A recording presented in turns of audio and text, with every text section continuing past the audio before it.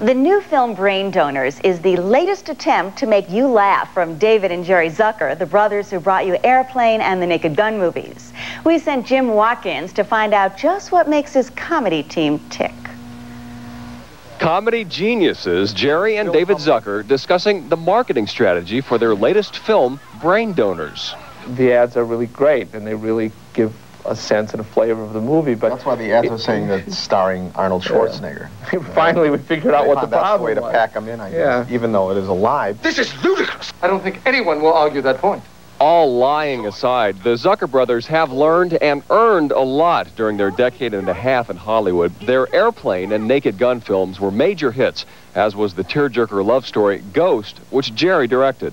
Our rule of thumb is just to do what appeals to us, do what we like, and although we're well paid, we don't do it for the money. Why don't we step outside and settle this like men? We are outside. Now why don't we step inside and settle this like women? Another set of brothers, the Marx Brothers, influenced the Zuckers in their latest effort. Brain Donors, which they executive produced, is a madcap comedy based on the classic Night at the Opera. It features Groucho, Chico, and Harpo-type characters who, like their cinematic ancestors, show utterly no regard for social convention. It's a movie that will either have the audience rolling in the aisles or Groucho rolling over in his grave. Mrs. Oglethorpe, you look wonderful.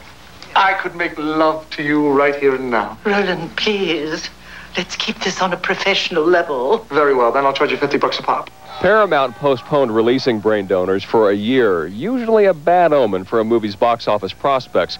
But the Zuckers are used to a variety of reactions to their off-the-wall movies. Even Naked Gun or Airplane, those movies do well, but there's a cap on them because there's a lot of people that love those movies, and there are a lot of people that just don't get them and aren't attuned to that kind of silliness.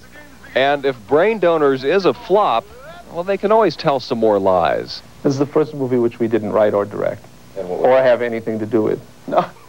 Jim Watkins for CNN Entertainment News, Hollywood.